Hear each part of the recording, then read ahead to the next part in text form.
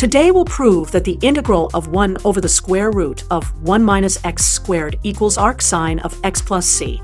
Let's start by looking at our integral. To prove this, let's first understand where this formula comes from. If we look at the derivative of arc sine of x, we'll notice something interesting. The derivative of arc sine of x equals 1 over the square root of 1 minus x squared. Notice that this is exactly the integrand in our original integral. This suggests that our integral might be the inverse of this derivative operation. Let's prove this rigorously using substitution. We'll let x equal sine of theta. This means dx equals cosine of theta d theta. To understand this substitution better, let's look at the unit circle. When we say x equals sine of theta, we're looking at the vertical component of a point on the unit circle. Now, using the Pythagorean identity, we know that cosine squared of theta plus sine squared of theta equals 1.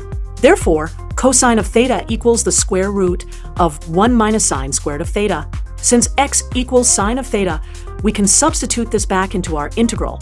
The square root of 1 minus x squared becomes cosine of theta.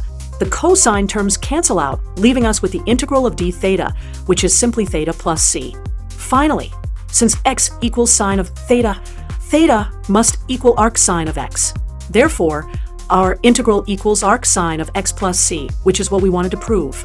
To verify this result, we can take the derivative of our answer and see that it gives us back our original integrand. This confirms that our solution is correct.